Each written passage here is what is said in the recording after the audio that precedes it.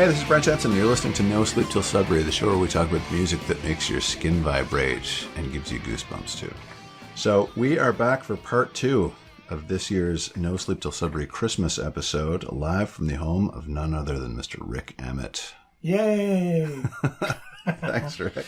We've had tea. We've had our break. We're ready to go. That's right. Yeah.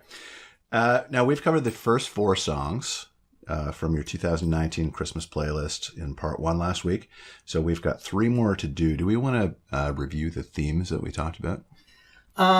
You can if you like, sure. You know, I don't really care. Okay. Because, you know me, I just go off on tangents anyways. So who cares what the themes were? You know, in the spirit of rock and roll, let's forget all about the themes. Okay. Now, I'll bring them up if we come up, if we happen upon them. All right. You know, whatever. My big thing was songs that weren't necessarily about Christmas. You know, so we're going to start with one of those in this episode. Yes. Yeah. A controversial song in recent times, Baby, It's Cold Outside. Yes.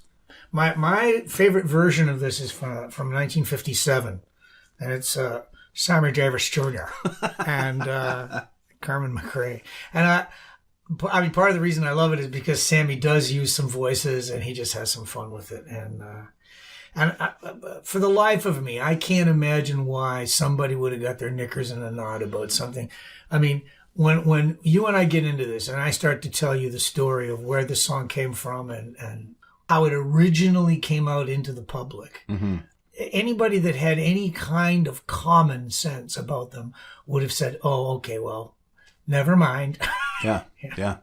Anyhow, this is relevant to the theme that there's no mention of Christmas or the baby Jesus or the Feast of St. Stephen's or any of that stuff. This is just a holidays kind of a song. It's about the weather. It's written by a guy named Frank Lesser. The song was written in the 40s, and no one knows for sure when it was originally written, because in its first several years of life, it was only a song that Frank Lesser would play at Christmas parties, so that his wife, and her name was Lynn Garland, and she was a singer, she would get to sing this song of Frank's at swank New York Christmas parties. And it was kind of like the signaling of the end of the party. Okay, like, come on, everybody, go to the bedroom and get your coats. You know, it's time for everybody to leave. Because she would sing this song, which was about, hey, it's cold outside. It's time to leave. Yeah. Oh, no, come on, let's have one more drink. Oh, no, it's so that's how it started, by being played at like New York salons and around the holiday season. And his wife was actually heartbroken. There's a quote, I think it's even on Wikipedia. Yeah. It's somewhere on the internet where she says, it was like he cheated on me with another woman when I found out that he'd sold the rights to the song through his publisher, because that was my song. That was my ticket to, being at these parties and sort of being the closer. Yeah. Like, I got to be the headliner at the party, and he was taking that away from me. So, yeah, that broke her heart. But yeah. The in recent times, people have banned this song from radio stations. I think CBC was actually one of them. Yes. But, for me, and, I don't want to get into it too deeply here, but I think you have to use a common sense approach, right? Yes. The song was written in, 1944 or something? Yeah. It's very harmless. It was written by one person, about 2 people who liked each other. Yes. It was almost like an overcorrection. I like to see the Me Too movement come to its fore, but at the same time, it was almost like there was this kind of hypersensitivity that kicked in, and things got looked at that didn't need to be looked at. Exactly. And the thing, too, is, like, when Lesser put it to his publisher, then they got it into the movies. And so in 1949, it was in a movie called Neptune's Daughter. Right. With Ricardo Montalban. That's right. And his wife, Esther Williams. Yeah. And so Montalban sings it to her early on. And then later in the movie, 2 of the lesser players, the comic duo of Betty Garrett and Red Skelton, of all people, she sings it to him. Right. So the roles are reversed. And when Lesser actually wrote it, he had the wolf. I think he originally sort of entitled him The Wolf and the Lamb or something like that. The Wolf and the Mouse. Yeah. And so it's like, okay, yes, somebody's got designs, but it's not necessarily male, female. Right. Which of course, yes, in a politically unenlightened time, yes, it was the males that would often be the horrible aggressors and breaking rules and terrible, horrible. But in the case of this, I mean, I made a little list so that I could read this when we're doing this interview. Okay. These are the versions of the song. There's so many versions of this song that have been recorded. Oh, yeah. You know, but these are the ones that appeal to me. Okay. In 1949, Ella Fitzgerald did it with Louis Jordan. Now, do you know who Louis Jordan is? I've heard the name. Louis Jordan and the Jordanaires. When people search for the missing link between the jump era of swing and rock and roll, Louis Jordan and the Jordanaires are often the thing that people go, that's who invented rock and roll. Oh. He was the guy that sort of took it from being a swinging groove to being like, like he kind of was one of the first rock and roll kind of guys. So, famous band leader kind of guy. In more recent times, 2002, Brian Setzer, who's a fantastic guitar player, I love him. Stray Cats. Yeah, and he did it with Anne Margaret, of all people, on an album of his called Boogie Woogie Christmas. Wow. And it's pretty cool. Yeah. As is often the problem with a lot of Christmas records, the jingle bells things, they're too freaking loud. Yes. Yeah. Or somebody, they put a tambourine or something on it, on the track, and it's just mixed way too loud. Like, you know, I don't need the sleigh bells that loud, you know. So that kind of wrecks that record for me. But, yeah, that's 2002. 2008, Anne Murray did it with Michael Bublé. That's right. I'm a big fan of both. And I know people go, Rik Emmett, rock and roll guy, you like Anne Murray? I do. Her voice and the style of her voice is she's styled very much after Perry Como, who was a pretty damn good singer, and Andy Williams and those kind of guys. Yes. Yeah. I do like her singing, and I like the sound of her voice, but Bublé is one of my guys, you know. We did one of his tunes in the first episode there. I like him. And then 2009, Willie Nelson did it with Norah Jones. Yeah. You know, we're already getting here into the politically correct era, and there are loads. Yes, yes. And in 2014, Seth MacFarlane, you know, of all people, the man of 1,000 voices, does it with Sarah Bareilles. And I love Sarah Bareilles. She's amazing. I just recently went to see her show, The Waitress, Broadway thing. Yeah. Great. Fantastic. She's one of these singers that never needs auto-tune. Sarah Bareilles is one of these people that's just got incredibly great pitch. Generally speaking, I'll say this. There are songwriters who are piano players. Yeah. And their pitch tends to be much better than songwriters who are guitarists. Guitarists' pitch is kind of all over the place because half the time guitars are not even in tune. Or you go up the neck and now it's out of tune, or your strings are too old and it's out of tune. But piano players, like your Elton John type guys, their pitch is really good because they're constantly at a fixed pitch. They're sitting in front of something that's always interesting. You know, as long as they've called the piano tuner at the end of the month, you know, they're in tune. So there you go. You know, that whole sexist thing. I mean, I don't buy into it either. I mean, I understand the culture shift that makes it so that we need to be cognizant of these things and aware of these things. But if you look at the song itself, the lyric, it has this sort of old-fashioned context of propriety, like her reputation. Oh, what will the neighbors think of me? And my sister's going to be suspicious, and my maiden aunt's mind is vicious. Yeah, that's literally one of the lyrics. Yeah. Go, maiden aunt. What is a maiden aunt anyway? That's, you know, your mother's sister that never got married. You know, or your father's sister. She's still a maiden. Maiden. Her maidenhead is apparently still intact. Like, I know it sounds horrible, but it's. I know. Yeah. And it's just that the whole aspect of, you know, somebody arguing for, say, political correctness. Yeah. The song is talking about women shaming women. So, but that's supposed to be part of this thing too. Don't do that either. Yeah, but the song is doing that too. Because of course it's doing it. It was the 40s. You know? Yeah, exactly. People were still probably having gas rationing. Come on. Yeah, no, I'm happy to be encouraged to think twice about things like that, but I really do think that a common sense approach has to be used. Yeah, I just want people, when they listen to the song, I want them to remember that when it first came to the light of day, Red Skelton was playing the part of the guy going, no, I think I got to go home. I think somebody's waiting for me. No. There's nothing rapey about that. I'm sorry. Yeah, I'm afraid. I would tend to agree. Anyways, let's enjoy Sammy Davis Jr. Yes. With Carmen McRae. I love the way at one point she goes, "No, Sammy." No, Sammy. Which is probably that's why it got in trouble, because she was saying no, and he's going, "Oh, now, come on." But it's harmless fun. Yeah, exactly. All right, let's move on. Yes.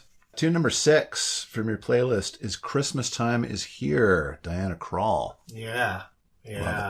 First of all, I want to make sure that people understand where this song comes from. It was a Charlie Brown Christmas, and it's 1965, and they're not sure what music they're going to use, and maybe they're not going to use any music at all on this animated special. They're just not sure what they're going to do. But the guy who's the producer of the thing, and I can't remember who it was, CBS or NBC, or, it would have been one of the large ones. Yeah. He's wandering around, and he goes to a bar where there's a jazz trio playing in the lounge, and he's going, this could work, this style of stuff it's kind of hip, but it's kind of cool. And if the guy would take it, so he literally gives his card to the piano player. Yeah. And the piano player goes, yeah, okay, I'll give you a call tomorrow. Yeah, we'll talk about this. And that was Vince Guaraldi. No way. And so he started writing all these pieces of music and stuff. And the producer was Lee Mendelson. Okay. And Lee Mendelson, he's got this tune that I'm grabbing my guitar here. This.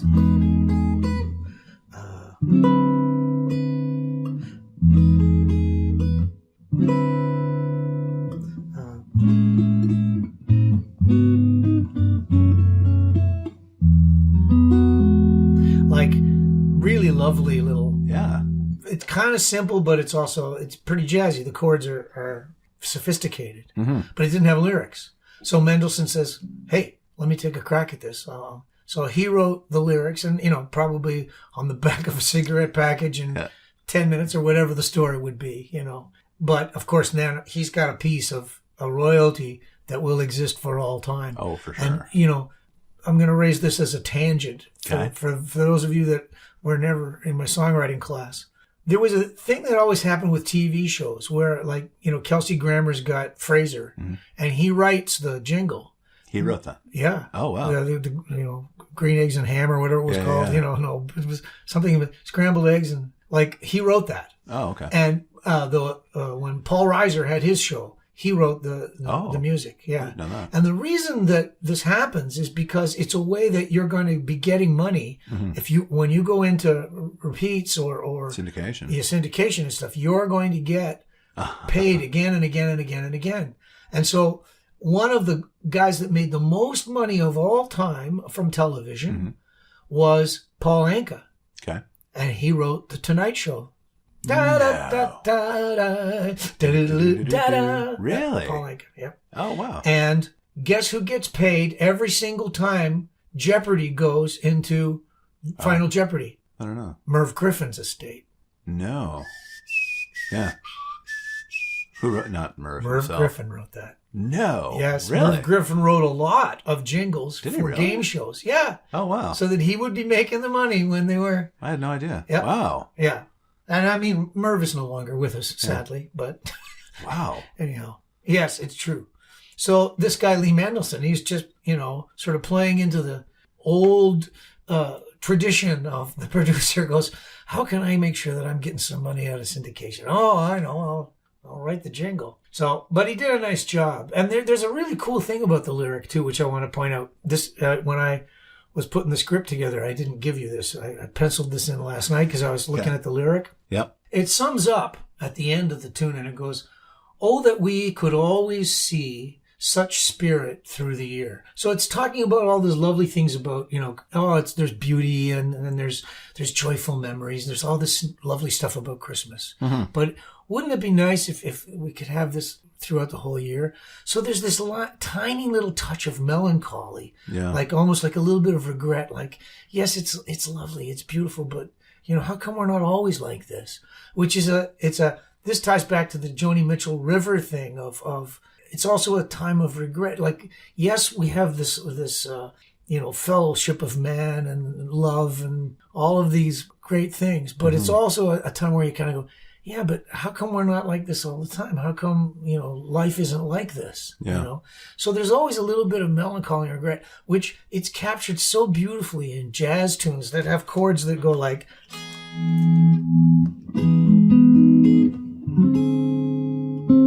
Yeah. That's... What a cool change. And there's a 9 in that. Like, that's not a... There's a... In a major chord. So it's not fully resolved. It's kind of hanging. And the song also, it moves from one key to another key. So the verse is like here. But then it goes late and it's like...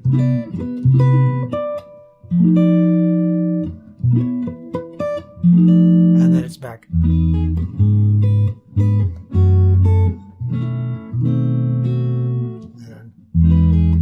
So that you get 2 toggling key centers in the tune, which this has been used in many other songs. And one of the things, like one of the tunes we did in the part 1 was the Christmas song with Toots Thielman's playing on James Taylor's recording. Yeah. And when they get to the tag of that tune, it toggles from one key to another key. It's a little Christmas tradition that a non-musician would never know, really. They feel it, but they would never... It adds a sense of kind of, classiness, but also a sense of the center shifts. Yeah.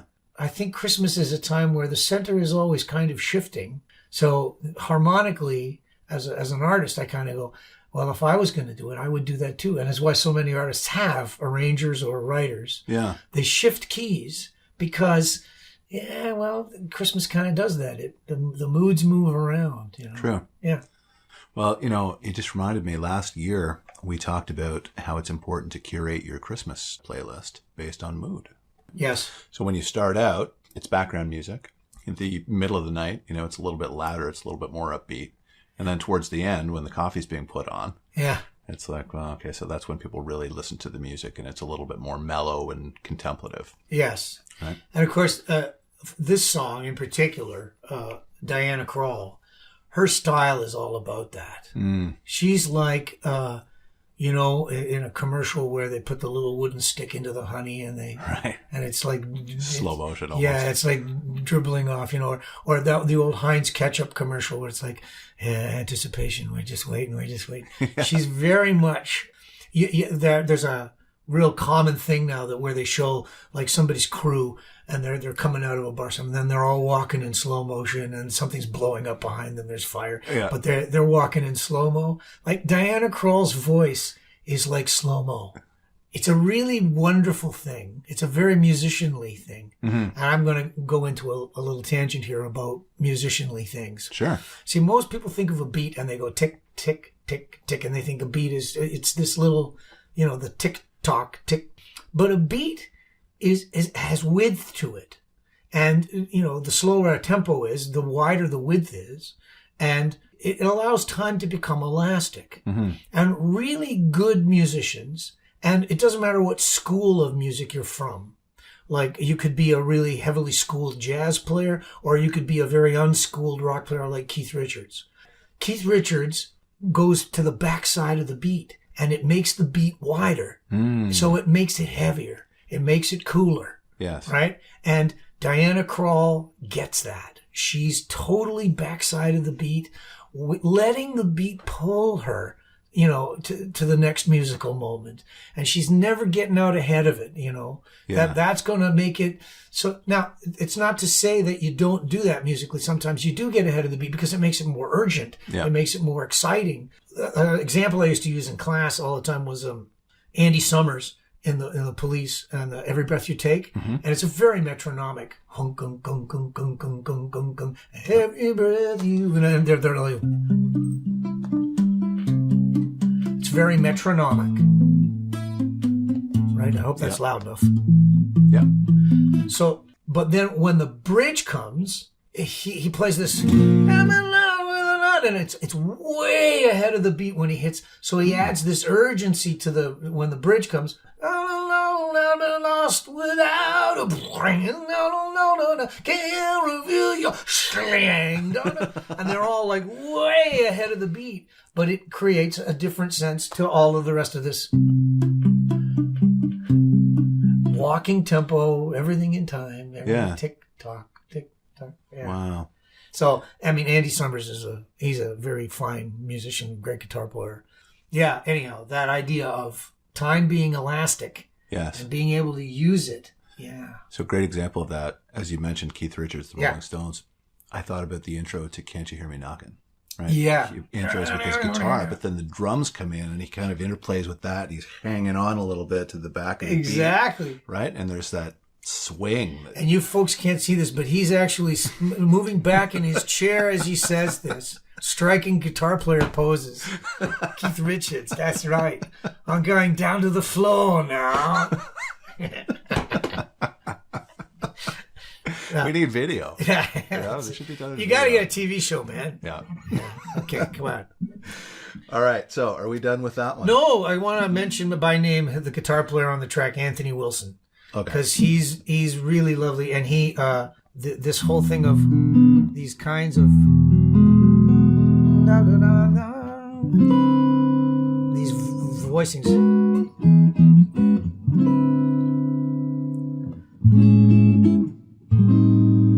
That's what a great passing chord that is. It's a very solemn sounding, isn't it? Yeah, like I'm sure that what she did was she said, okay, Anthony, you come up with an arrangement of this and we'll use that as the bed track and I'll sing to that. Tommy LaPuma was the producer of the sessions. Okay. People might go, who's that? And Tommy's passed away since. But he was the guy that brought you George Benson's Breezin', you know, and all those soaring strings and stuff. Mm-hmm. Yeah.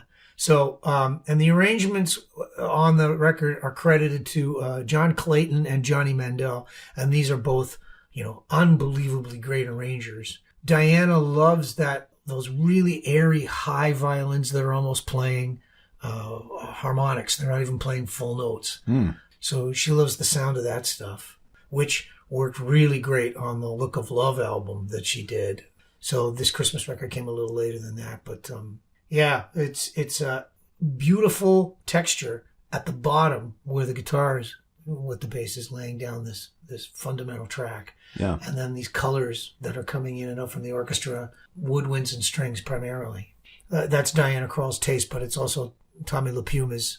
He might have written those arrangements, I'm not sure, but then he might have just hired Johnny Mandel and said, Johnny, you do this. And Johnny Mandel, if anybody cares, is the guy that wrote songs like The Shadow of Your Smile. And Johnny Mandel had hit songs in like 4 decades. Yeah.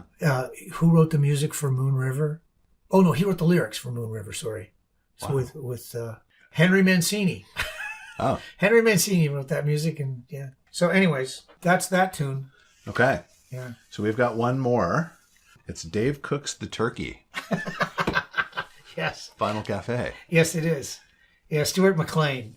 And this has now become very standard stuff every Christmas at the Emmett House. Yeah. On the playlist, my wife will get out the Vinyl Cafe Christmas CDs, and there's a lot of them. Okay. I think there's a box that has like 5 CDs in them, and they're all Christmas stories from over the years. Okay. And but Dave Cook's The Turkey was kind of the first one. I put it on my playlist with you because I wanted to make sure that there was lots of CanCon. Yes. Stuart McLean started life as a writer, again, in radio they call them producers, but they're really just kind of writers who come up with ideas for Morningside. I think it was Morningside, Peter Zowski's show. Yeah. And Zowski loved him. He thought he was very thorough, that his stories were, very well put together. McLean went on to sort of become a Ryerson professor where he taught writing. And there's a very generous borrowing that goes on for these Vinyl Cafe things that comes from American PBS and Garrison Keillor, who did Prairie Home Companion, Minnesota Broadcasting System, and then PBS. You can really sense that Stuart McLean was kind of going, well, I could do that, but I could, do it about a guy that has a used record store in a small town, Ontario. I'm not sure if it was London, Ontario, but it certainly seemed like it was some kind of not a huge metropolis, but a fairly, going kind of place. And so he'd have this fictitious set of characters that would recur. And yeah, but of course, there's also, we talked in the Diana Krall thing about her sense of time. Yes. And as a storyteller, Stuart McLean shares this gift that he can stretch out a moment. And it's kind of a Jimmy Stewart kind of thing, It's a story, shucks, kind of telling of a story. He'd go on Carson's show and he would tell these stories that were always,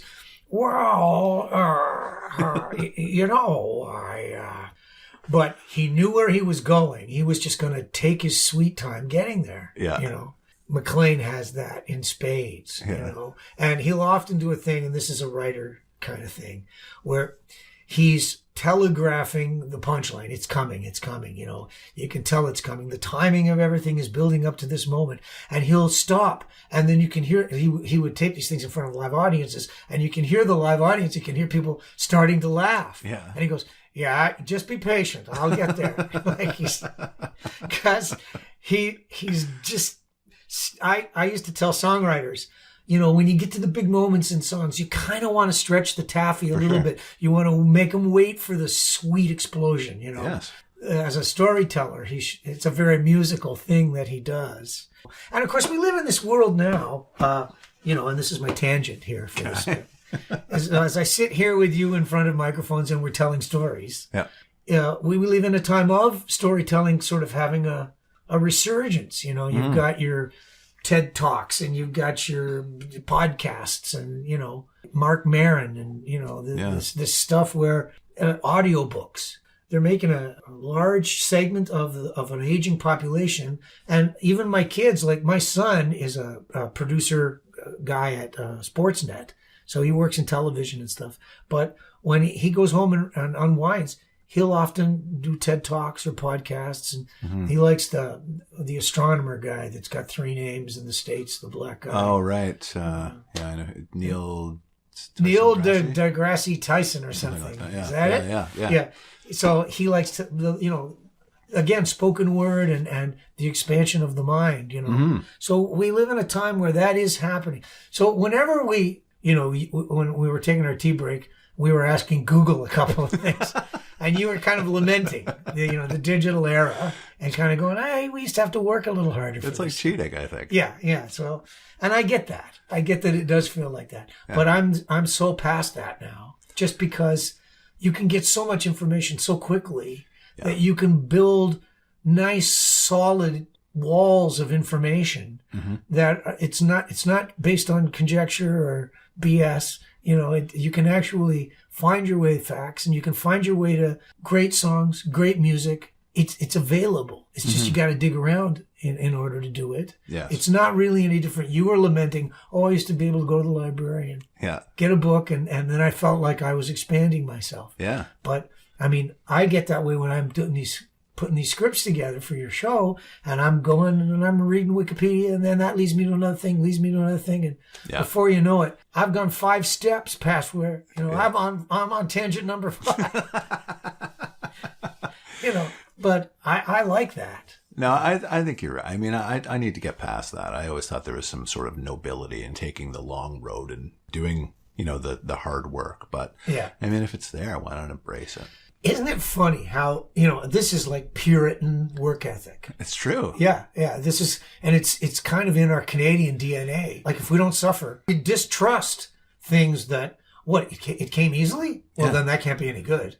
Can't be worth it. What, you didn't freeze your ass off and nearly die? Yeah. Well, that's not good. That's not Canadian. You got to be freezing your ass off and nearly die. So you hit it on the head. That's exactly what it is. So I grew up in a small town in Northern Ontario. That was in your DNA. Scottish Presbyterians. You had to earn it. They deny themselves everything. No, you're going to eat thistles. That's what you're going to do. Not candy. No. We're going to eat sheep's bladder. You know what I mean? It's terrible. Yeah. Okay, enough with the jokes, Emmett. All right. So It seems to be that time, I believe, that you are going to play another tune. Okay. I think episode 2 didn't last as long as episode 1. No. Does that matter? No, God, no. Your sponsors aren't going to complain?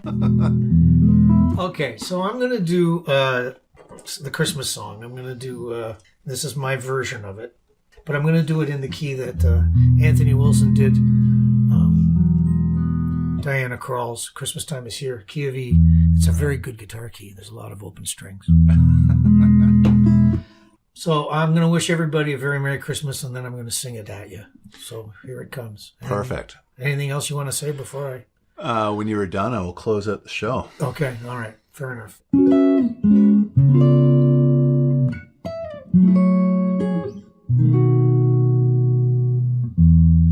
Chestnuts roasting on an open fire, Jack Frost nipping at your nose, Yuletide carols being sung by a choir, and folks dressed up like Eskimos. Everybody knows a turkey and some mistletoe will help to make the season bright. Tiny tots with their eyes all aglow will find it hard to sleep tonight. They know that Santa's on his way. He's loaded lots of toys and goodies on his sleigh, and every mother's child is gonna spy to see if reindeer really know how to fly. And so I'm offering this simple phrase to kids from 1 to 92. Although it's been said many times, many ways, Merry Christmas to you.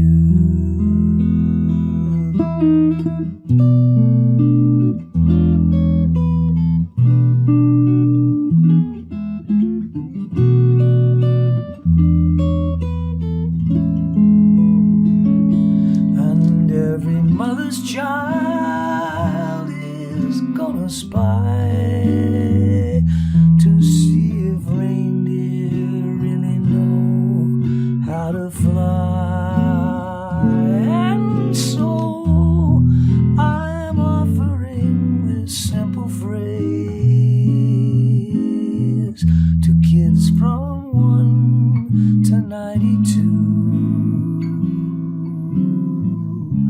Although it's been said many times, many ways, Merry Christmas. Merry, Merry Christmas. Oh, Merry, Merry Christmas to you.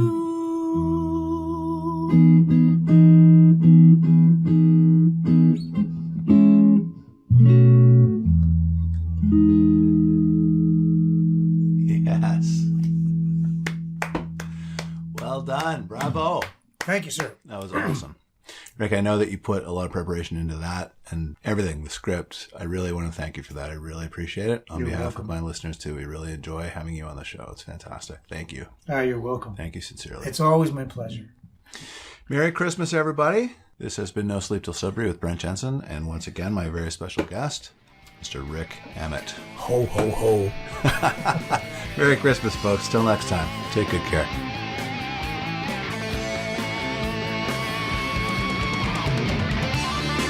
Brent Jensen is the best-selling author of No Sleep Till Sudbury, Leftover People, and All My Favorite People Are Broken. All titles available in stores and on Amazon worldwide.